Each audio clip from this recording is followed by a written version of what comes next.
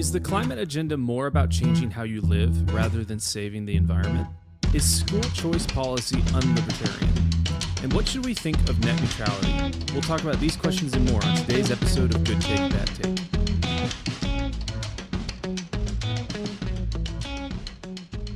Hey friends, welcome to this episode of Good Take, Bad Take. This is the podcast where we gather takes that we see in our social media feeds.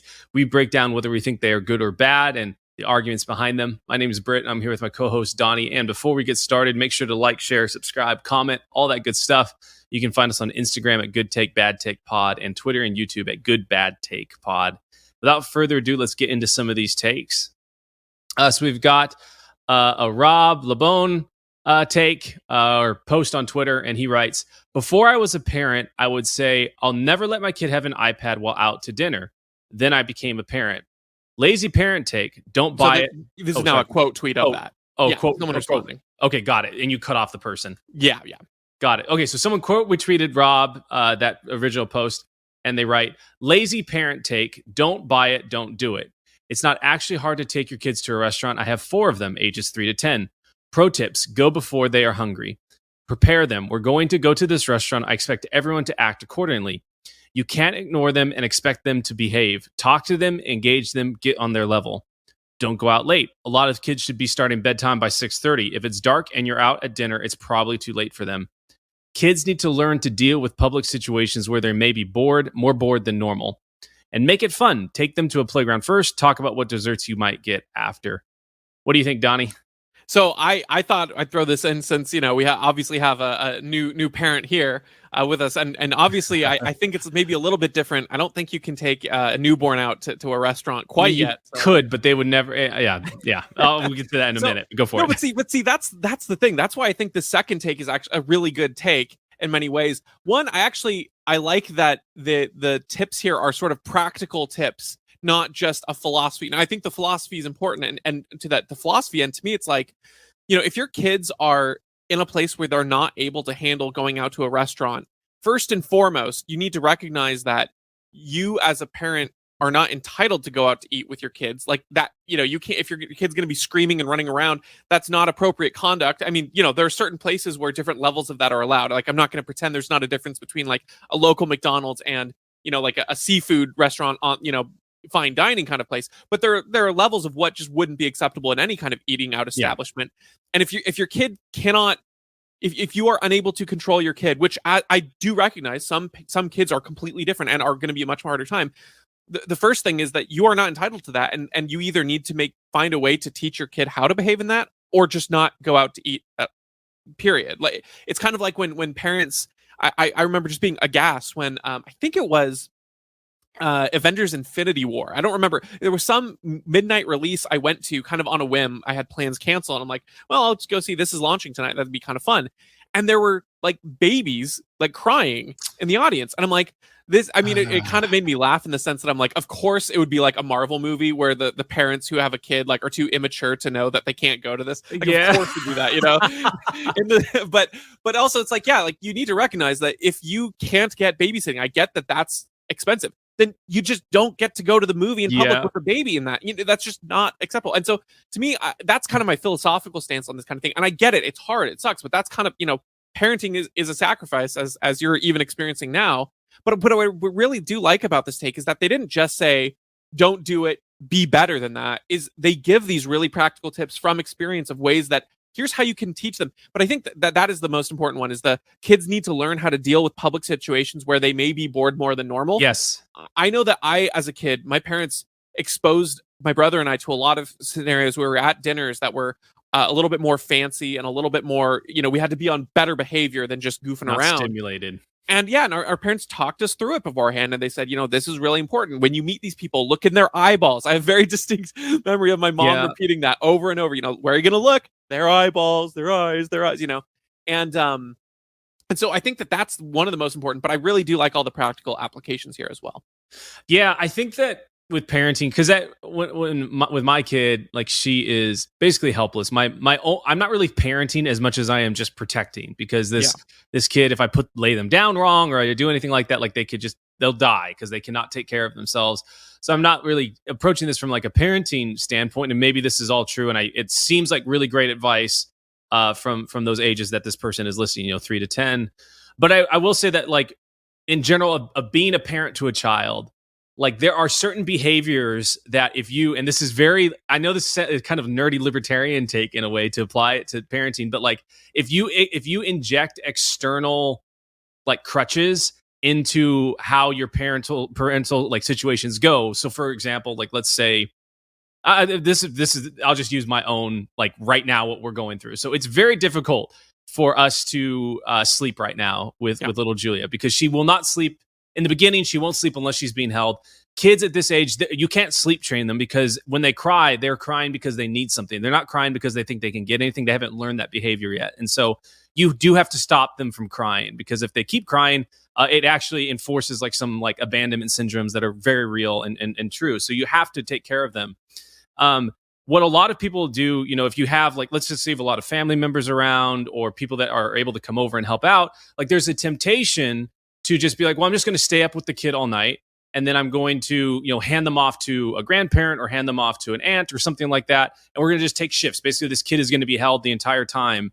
And the kid can't be trained, but we as parents can, right? So the problem with that type of situation is we never learn how to actually adopt a sustainable sleeping situation, right? Because we can kind of hobble along on this crutch and keep going, and then eventually us as parents don't actually learn the discipline of like, okay, what do we need to do? And so once our families left, because we obviously want them to meet our daughter and everything, and the friends had left, I was like very purposeful that, like, I really wanted to just be my wife and I and our daughter, and we've just got to figure it out, like, for better or for worse, for the however many days it's going to be. We're just going to figure it out, because that's going to force us to think of scenarios and solutions for the scenarios that we are actually in that are sustainable.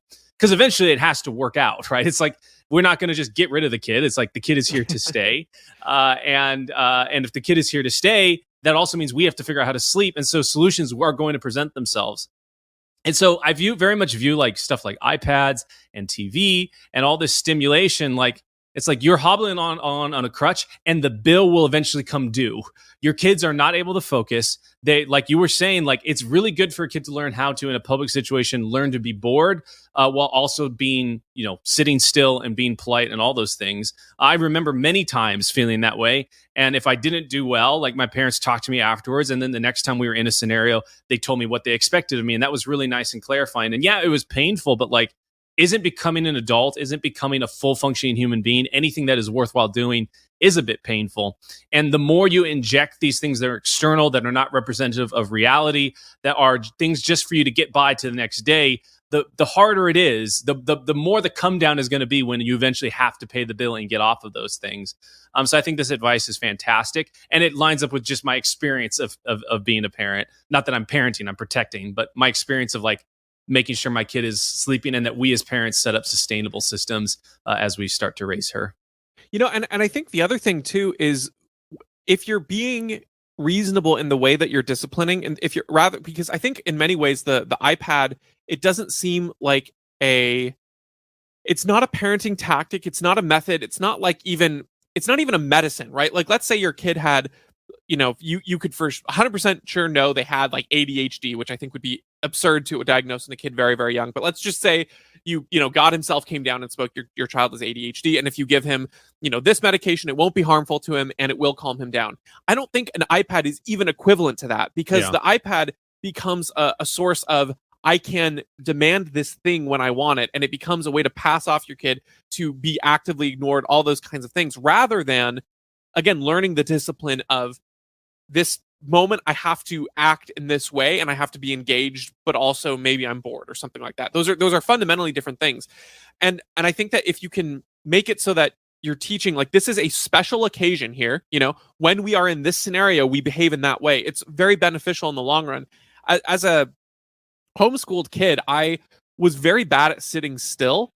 And it wasn't because I wasn't listening, because I think that the alternate is, like, you can think about like the sort of the draconian system of schooling, of public schooling, where kids are forced to sit in a classroom without moving for hours and hours upon end, and they can't expend any of that energy. And when that becomes the norm, it becomes less learning how to deal with a specific scenario and behavior in a certain place, and it becomes more of a stifling of who you are. So when I was a kid in homeschools, I had a tough time sitting still, but I was engaged, I was listening, and my mom kind of makes fun of me because I would like stick my legs up in the air, like flopping all around like a sofa or chair while she would do like history reading and things.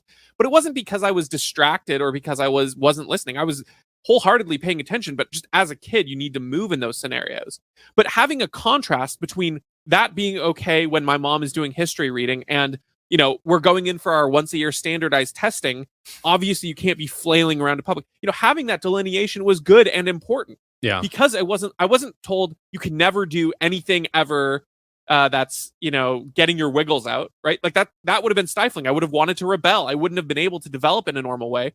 But also recognizing like in specific days or specific scenarios, you can't do that. And you have to learn that discipline. It's super important. And so it is something that has to be taught. It's not just a naturally occurring thing.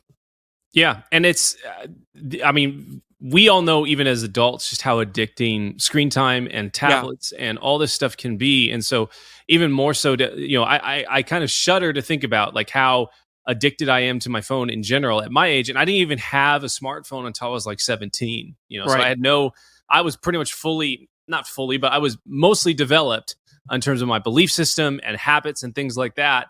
And then I got it and I still have it. So then you think about these kids that grow up with it in their hands, and I think it's just not good. And especially if it's it's the equivalent of like a pacifier, to like soothe them. It's not actually addressing or teaching anything like you were saying. It's purely just like, here, have some candy to shut up. And no parent would ever think that's actually a good thing. And how much more damaging is using a tablet and things like that to soothe yourself than just eating some candy. So yeah, great take.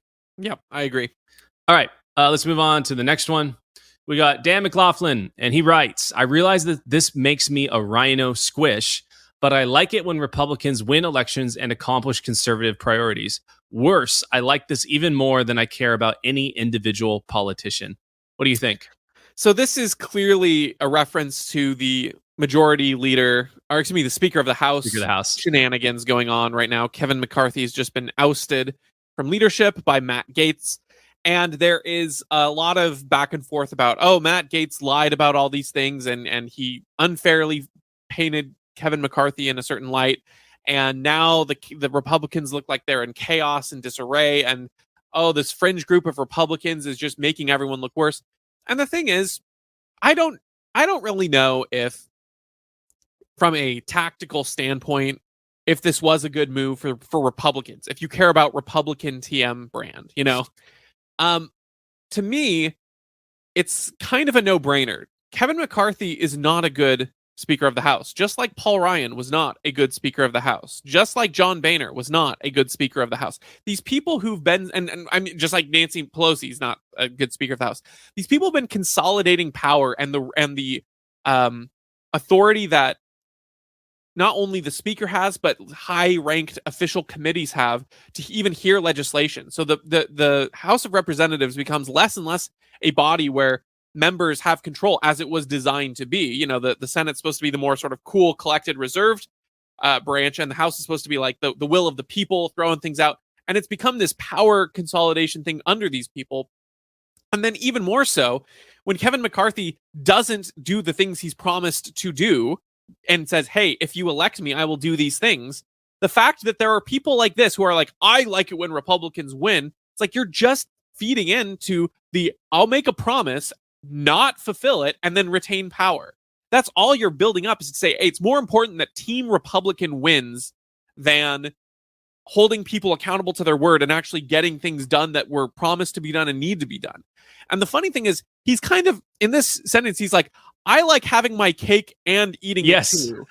Because what conservative priorities have been accomplished? Yeah. So I'm assuming, I don't know the whole thread or whatever this was part of, but I'm assuming he really likes Kevin McCarthy. He was kind of sad that he got booted out. And he would say, like, I want Republicans to win elections. Like, and you're literally admitting that you're a rhino squish. It's like Republican in name only. I think about the picture of Kevin McCarthy with the the lapel with the Ukrainian flag on it, and talk about how it's a priority and how we're going to fund it. And it's like, if you actually go look at the base, the Republican base, it's like, it's pretty clear a majority, if not like a super majority of Republicans in the base, do not want us to be funding the war in Ukraine, do not support our involvement in it in any way. And so how out of touch is that? Is the Conservative Party conservative if it doesn't represent, conservatives in the country? Then no, it's not. And much worse, it's like you're saying, cake and eat it too.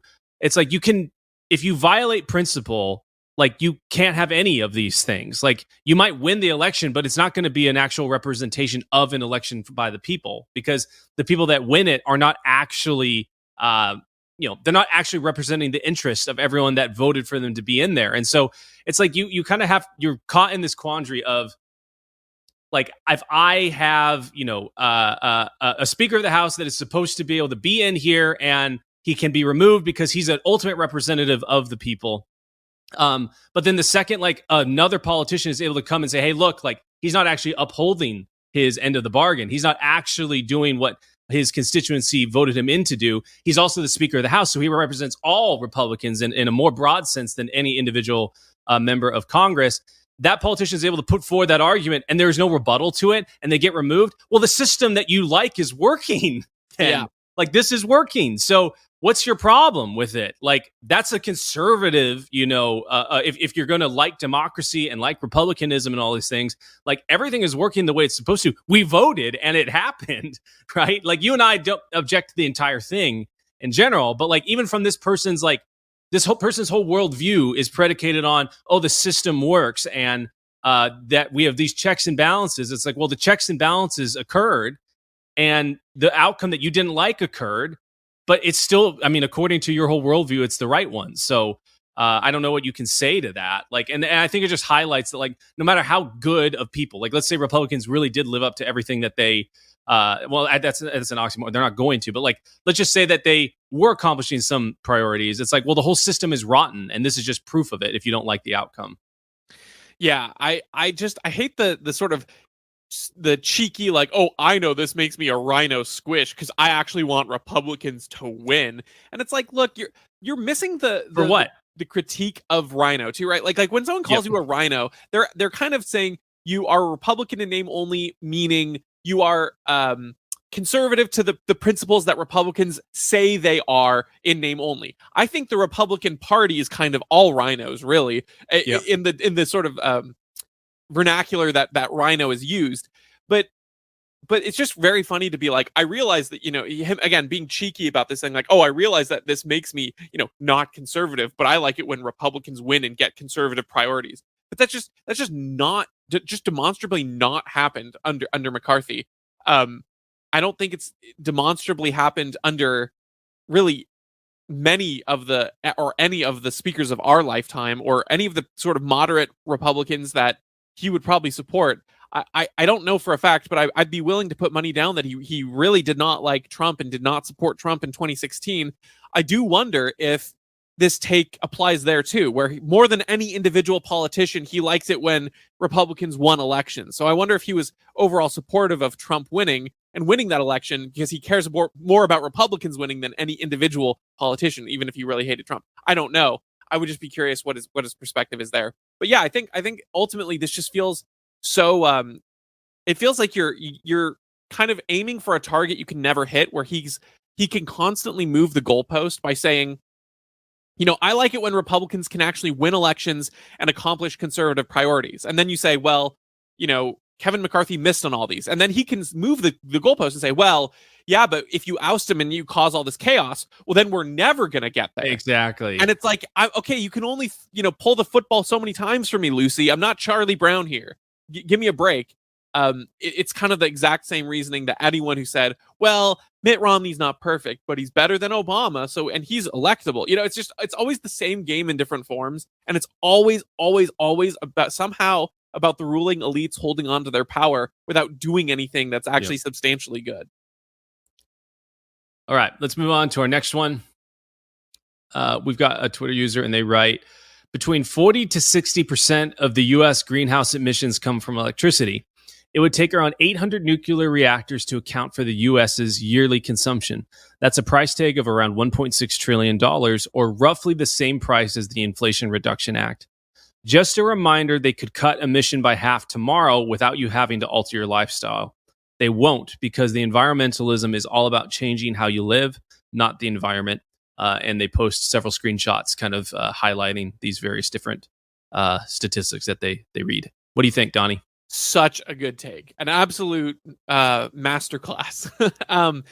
I recently listened to the Tom Woods episode with Alex Epstein on it, and I'd heard the name Alex Epstein kind of thrown around here and there. I knew Vivek Ramaswamy had brought him up before, and I'd heard him in other sort of libertarian circles, and it was an absolutely fascinating listen. Highly recommend the Tom Woods show with Alex Epstein on it pretty recently. But what he talks about is how, the story of climate has been climate control from humans' perspective. And the more we've been able to control the climate, the better it's been.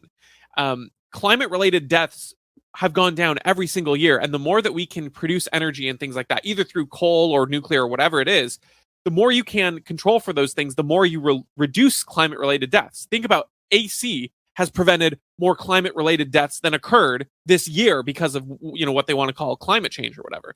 So when you start seeing the fundamental framing that environmentalism has in framed the issue of climate change and global warming and all those things in, you realize you're looking at it through the wrong lens. And so I think this is another version of that, where you're saying, look, if this was about reducing these emissions, then we could do it, because we can spend this money and we can achieve a goal that the left wants, and we can do it through the means that the right generally wants, nuclear, but they aren't doing it because that's not what it's about. It's like trying to argue with a communist that's saying, hey, your system doesn't work financially, when they're like, yeah, I don't care, you're rich and I want to kill you. It's like you're speaking different languages when you're addressing these things. And so I think this is a great post because it highlights that. Like, hey, here's the quick breakdown of why, statistics and numbers and facts don't matter to these people, because it's essentially a cult. This is also a great example of like the unknown, or the cost of the unknown, in that all of these types of things that this guy is saying we should do, like, 800 nuclear reactors. Like, I don't know if that's true or not, if we could do that with that, but any other sort of technological advancement that improves energy consumption is bogged down in so much red tape in favor of other people that have legislative advantages to increase their pocketbook through various types of laws and regulations and bureaucracies that make it impossible to bring these type of technologies to market that actually do improve things. One of the things when I was working at the startup in the energy sector was that companies do want to reduce their energy footprint. And it doesn't matter whether it's for, ideological reasons or for dollar reasons. Like, the dollar at the end of the day, like, you can justify it. Like, hey, I want to reduce my building spend by 40%.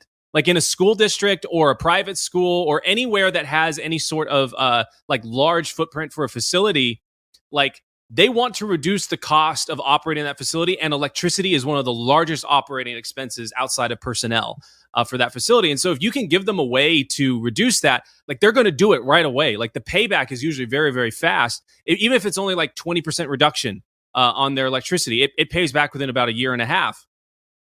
The thing is, though, is like all the regulatory agencies have been captured by different types of people in solar and wind and different. And like this guy is also saying, like, they want to change how you live. That people have the advantage of lining their pocketbooks by making you and your government invest in energy that is less efficient and is not actually conducive to, a sustainable, energy grid that is reliable. That's really what matters at the end of the day. It's like, yeah, you can create a bunch of energy all at once, but if it's not reliable, if it can't exist when it's super cold, if it actually takes more energy to produce the solar panel than the solar panel will be able to produce, in its total life, like, none of that makes sense.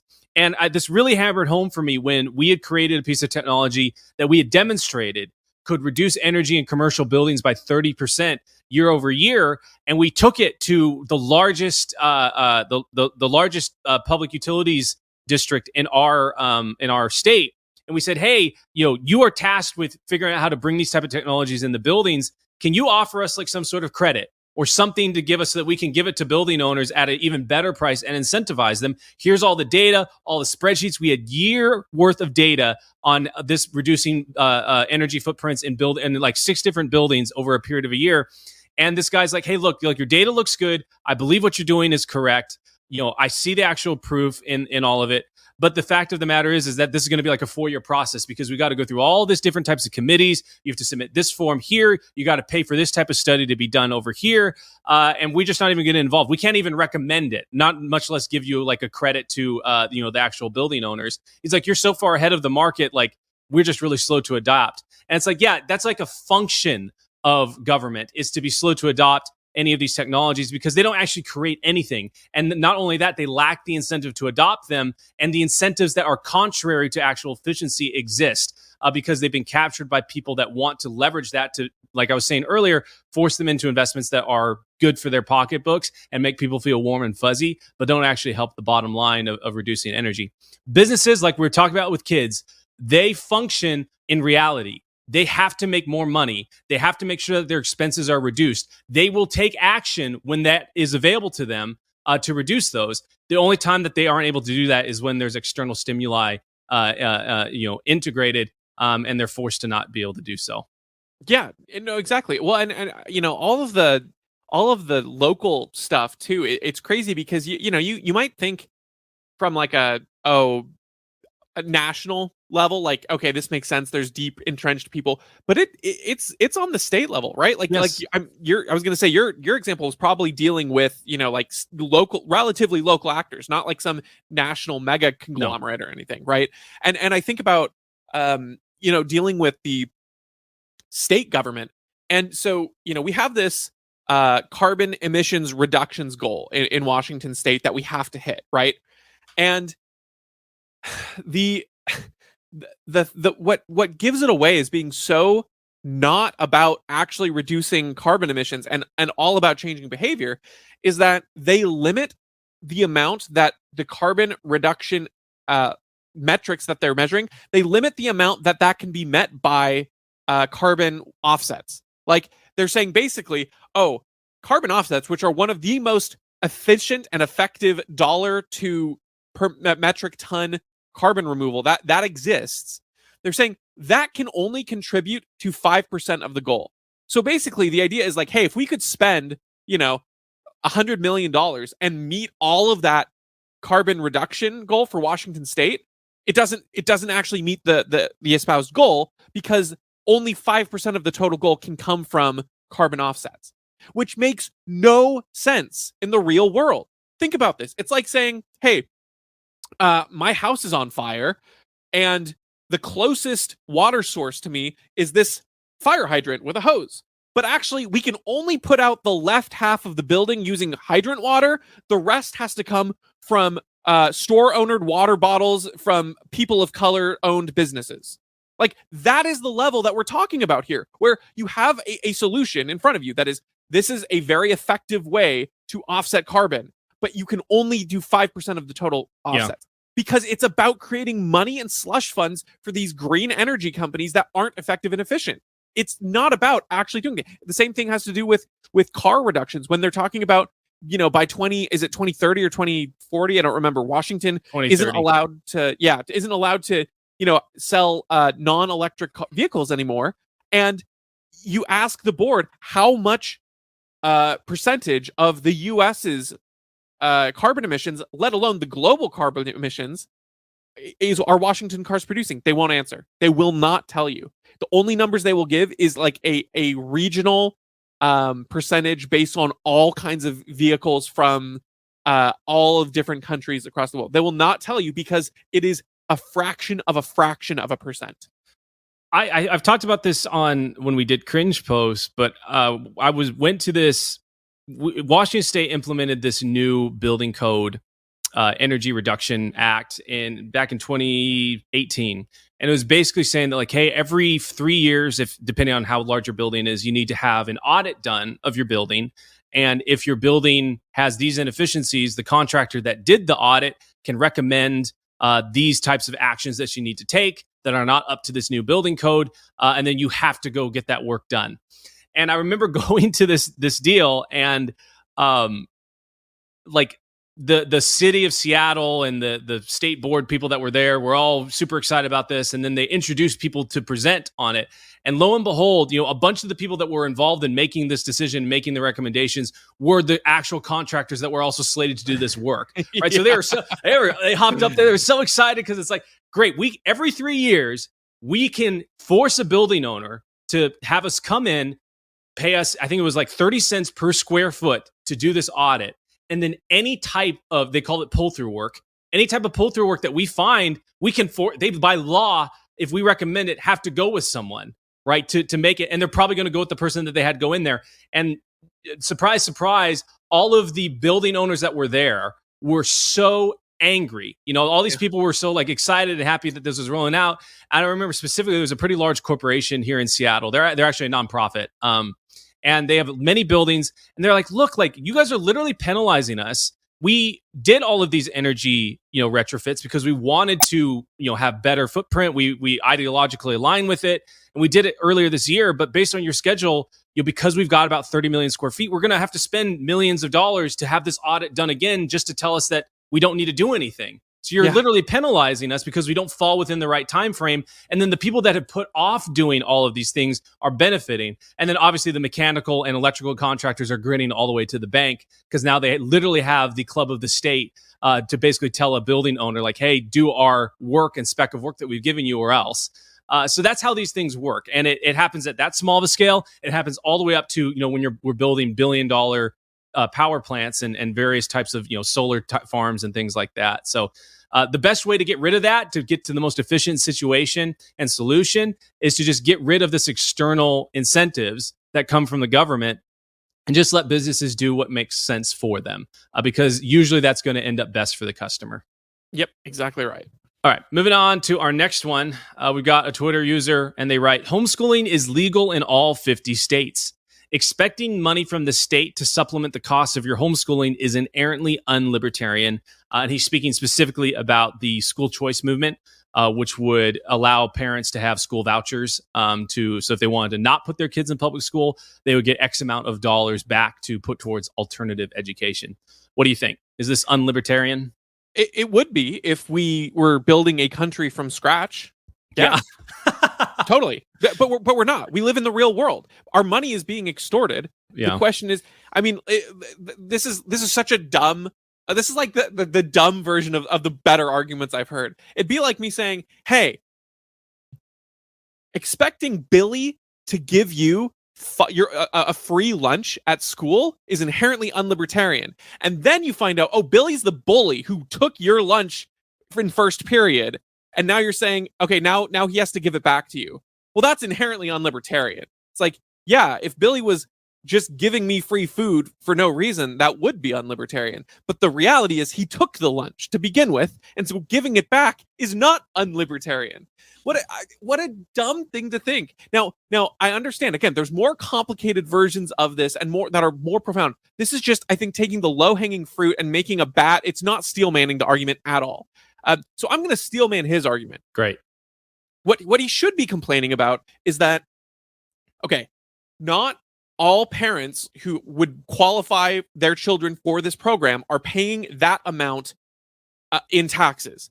Therefore, you are starting a state subsidy for parents taking their kids out of public school, and other people are paying for that. So you're essentially having a redistribution of wealth.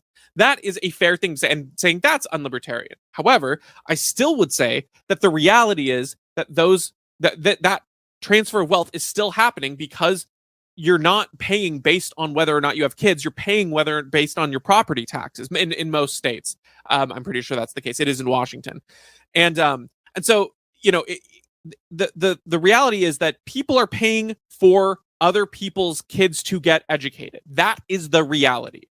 The sources, the distribution, it's not proportional. And so the solution of school choice is to say, hey, since that money is being extorted from humans unequally, unfairly, and it is being used on these children and spent on these ways, it is actually going to fund teachers' unions, first and foremost, and government ideology.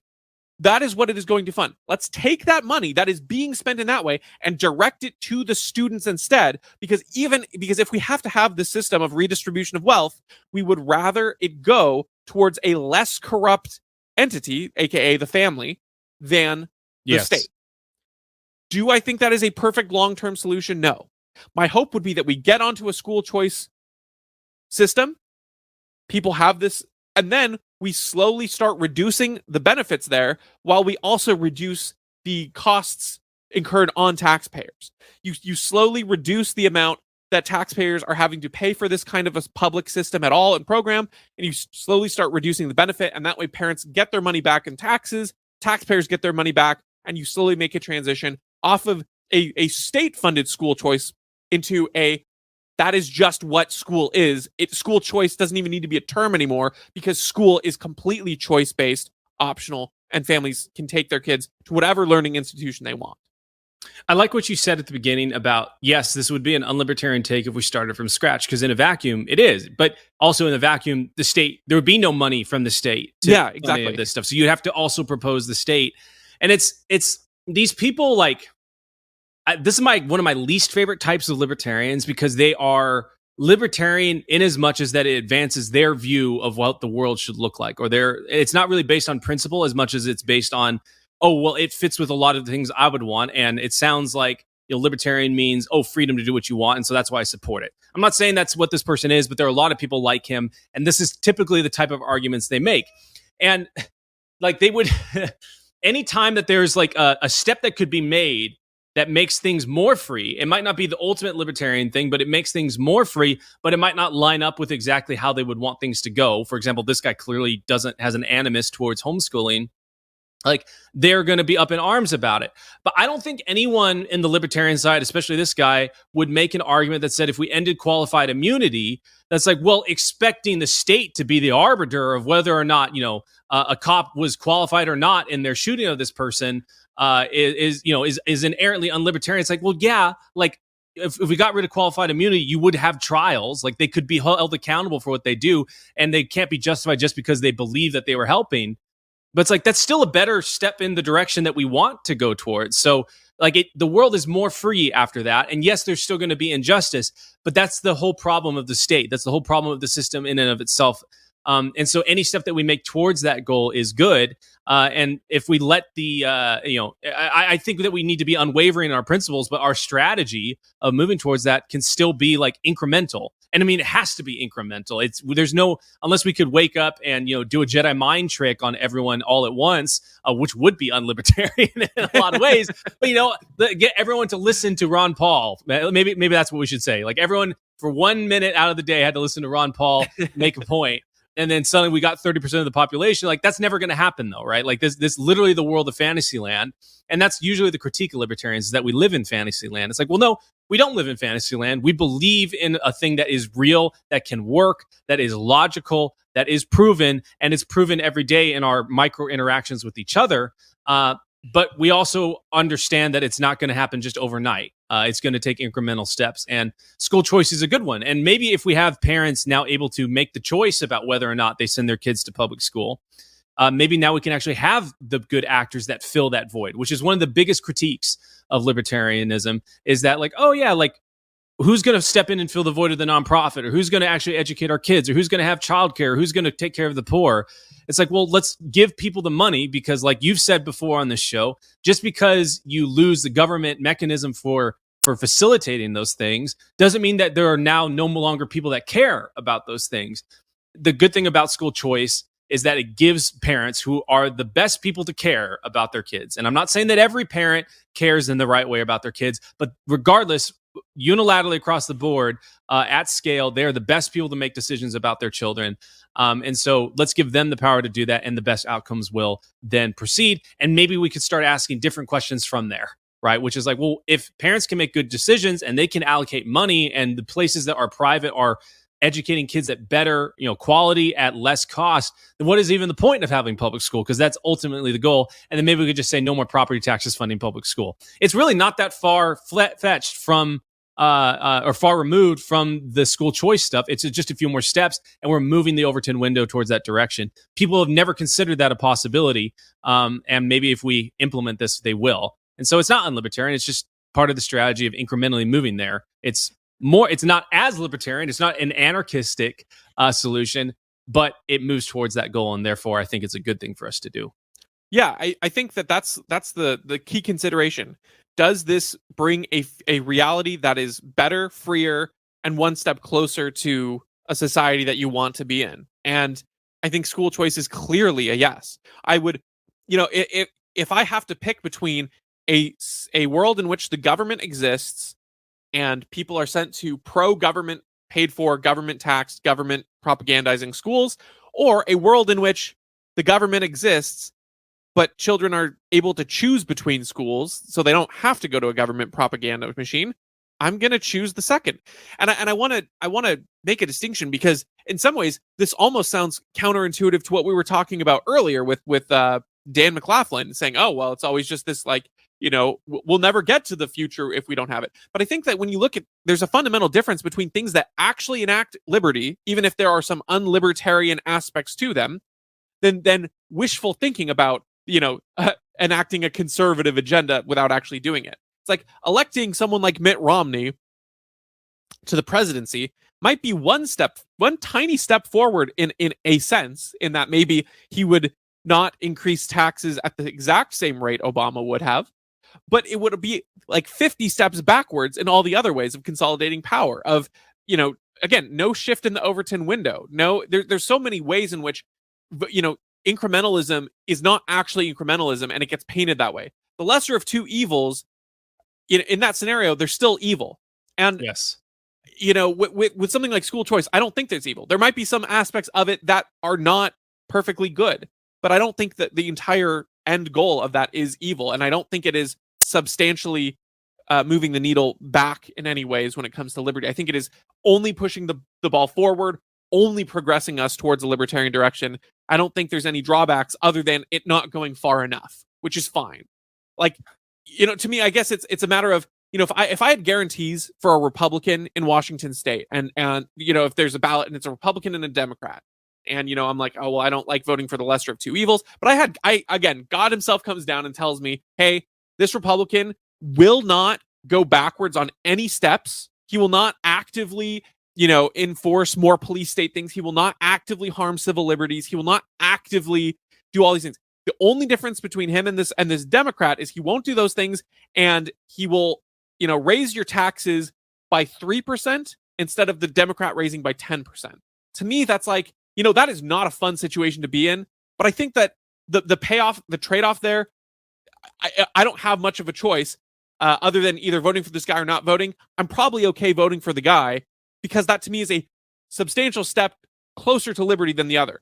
But if it becomes more of a thing where it's like, oh, this guy, well, he's a little squishy on this. He actually might, go back and forth here. He's only going to raise your taxes to 8% instead of 9%. And he's probably going to crack down on civil liberty things. Like, then it's not worth it. He might be marginally better, but I think it's hard to quantify, because life doesn't operate in clean lines all the time, but I think that there's a reasonable amount of judgment you can offer as to whether someone or something is moving the needle into a freer, better direction for life. And if it's doing that substantially without making sacrifices that undercut all of the progress being made. I think that that's something you can reasonably understand and reasonably expect. And I think that you need to be willing to take the incremental steps as well as the risky ones, depending on the time and the place. And it's messy and it's gray, but I think it's important to understand that incrementalism is not inherently all bad, because I think most of the times when we complain about lesser of two evils, that's not real actual incrementalism, because I don't think there's actually any real shifting of the Overton window or shifting of a forward future building progress momentum or anything like that. All right, moving on to our last one. Is this like an article? This is from an article. Yeah. Okay. So this excerpt from the article writes, thousands of small businesses explained how net neutrality was essential for keeping mom and pop shops from getting crushed by big corporations. Planned Parenthood warned that the repeal of the rules was a threat to reproductive rights and sexual health. Librarians, teachers, veterans, and first responders all rallied against the repeal. No matter your political views, pretty much everyone can agree that we don't want our phone company to decide where we get our news or listen to music, charge us scammy fees, or generally screw us over more than they already do.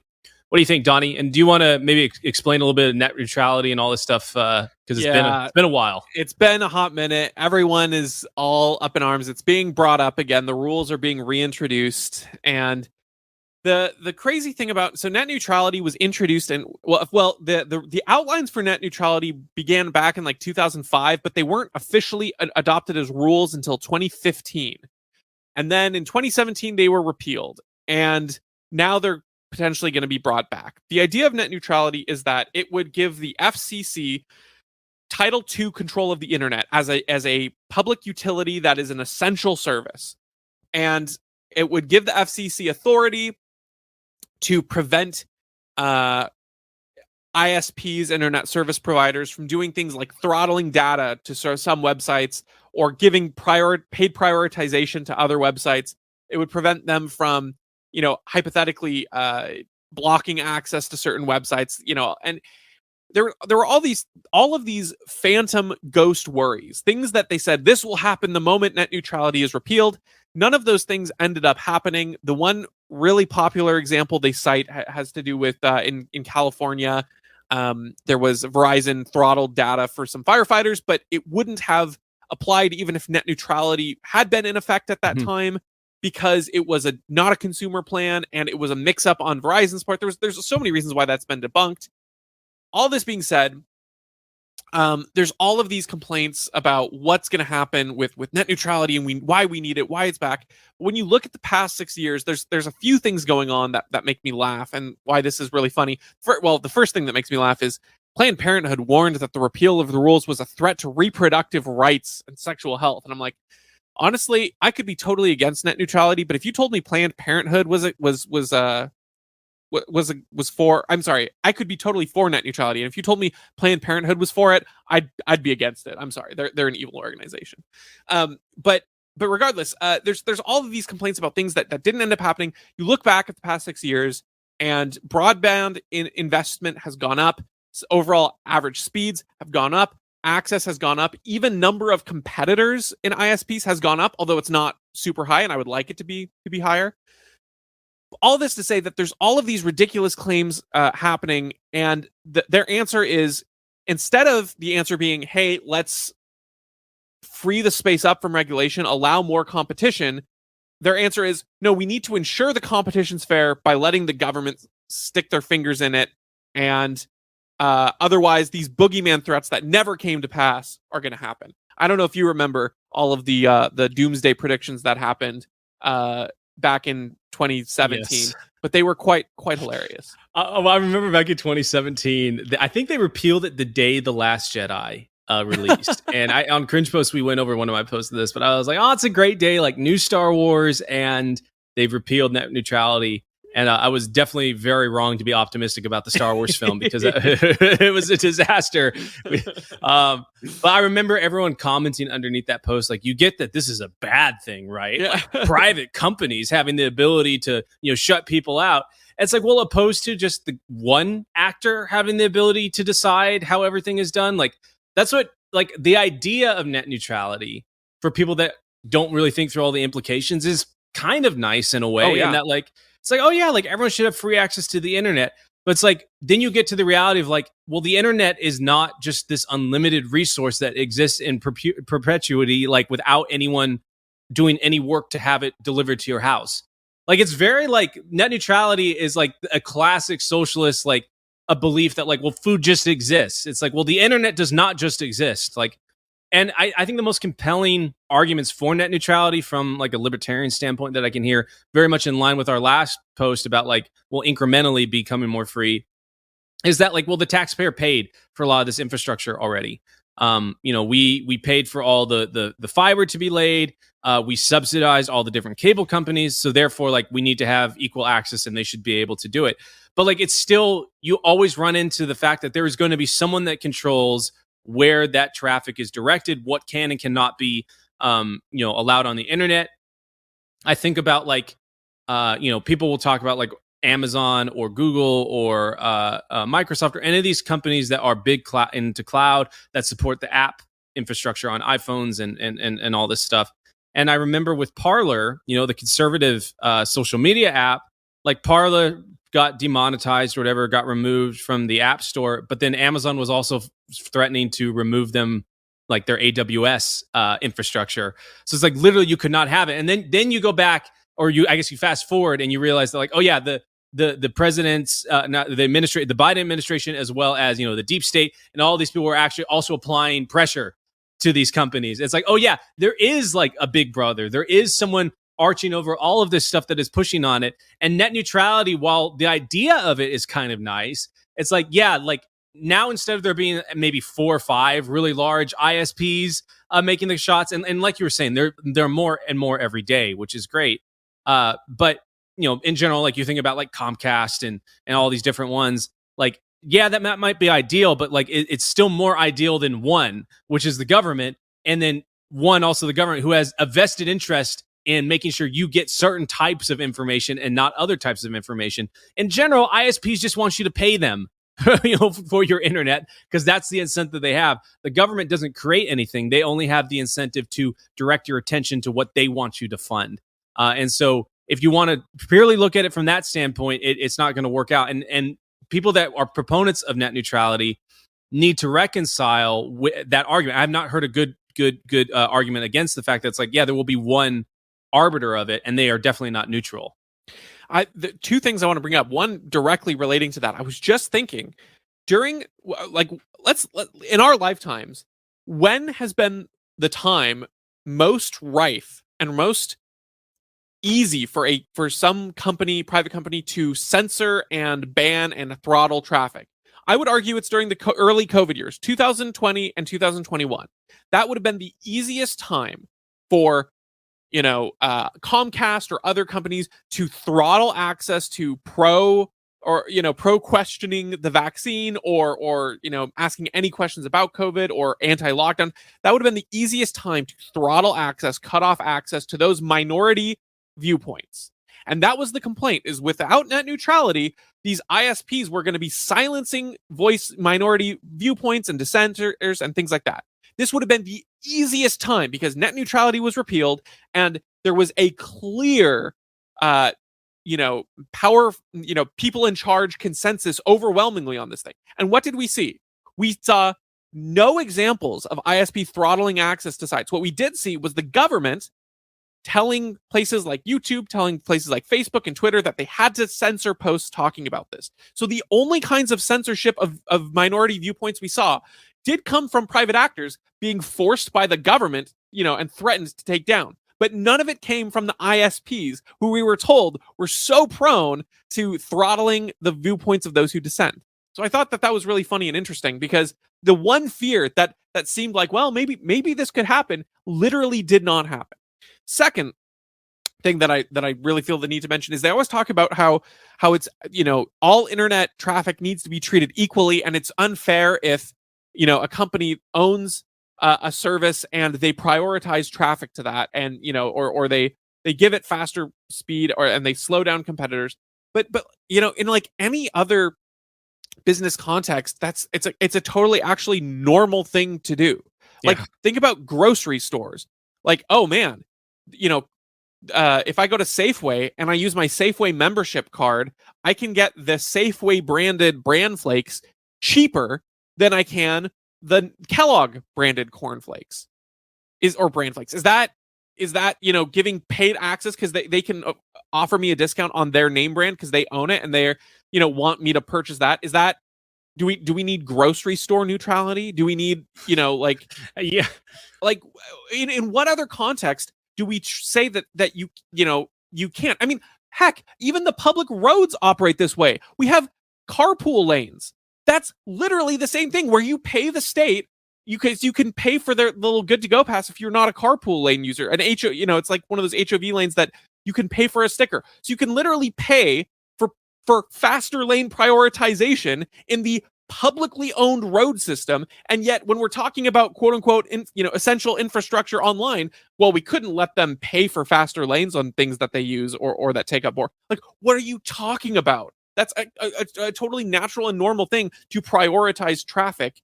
And that if you want to be part of priority traffic, you can pay for that. Or like, if you own a service, you want to incentivize people, you give that sort of prioritization to that. It's a totally normal thing. And they're just propping it up like it's this scary boogeyman. Yeah. The great deception of like, people should not be trusted with their choices. Companies cannot be trusted with their choices or to have consumers hold them accountable. So let us, the government, the nice neutral entity, come in. We are the arbiter of all things good, and we are old and wise and know everything. It's like, nope.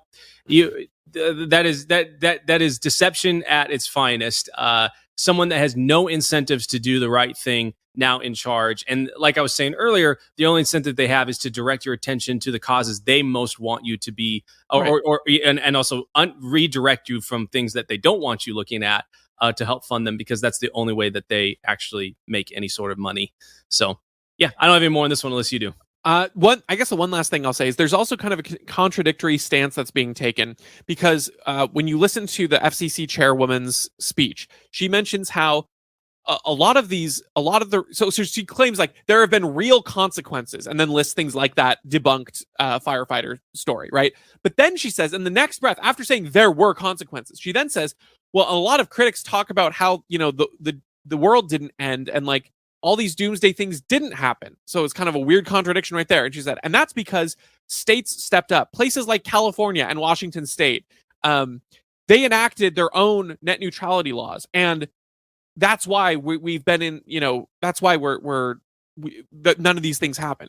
And to me, there's several things you have to take apart. First of all, if that is the case, that somehow a few states enacting net neutrality laws meant that across the entire United States, none of these ISPs acted that way, then you've kind of already tacitly admitted that the quote-unquote monopoly power that these companies have is not that strong. Because if, the monopoly, which I think, again, the monopoly is probably the biggest problem with the current state of things.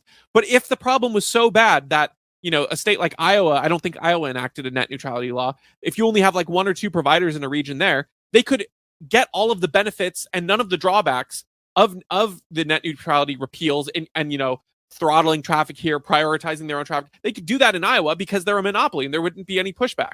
That never happened. The second thing is, let's say that the states are in fact the reason why across the United States none of the ISPs did anything in any of the states because of those few beacons that set up net neutrality rules. Why do we need a national standing for that? Why do we need the FCC to get more involved in this if the current state network is working? One of the things she was saying is like, we don't want a patchwork of these laws. We want a federal, national standard. And I'm like, this is so against the founding of this country, where the entire reason is you have states with different laws and people live in different ways and have different outcomes and you test them out. And so her just arguing against a patchwork of laws was very funny to me, to be like, wow, you literally hate what this country was founded on. I mean, it's like that Justice Sotomayor saying like, well, I don't understand why like the states would have a right that it's like, and you're a constitutional lawyer or whatever, you're supposed to interpret it as the judge. Exactly. Yeah. So to me, it's like they either have to admit, one, that the patchwork of laws are enough in the status quo, and that's why there have been no harms. Two, you have to admit that even with the patchwork, there have been harms, which is weird. And then three, you'd have to admit, so the patchwork didn't cover enough, but it covered enough to prevent all of the harms from happening, but not all of the harms. And so we need to fill in those holes with a federal system. Doesn't make a lot of sense with what they're arguing was going to happen. None of those things happened. When you look at places that rank internet freedom, they'll take down points for the US because we repealed net neutrality, and then they won't point to an actual example of things that have happened. They will say, now this thing could hypothetically happen. And it's always harder to prove something didn't happen because, again, they can always say, well, they're just waiting until the time is right and people aren't paying attention. I think 6 years has been long enough. I don't think they're going to come out and blow up the internet tomorrow. Yeah. Awesome. Well, friends, thank you so much for hanging out with us, and we'll catch you on the next one.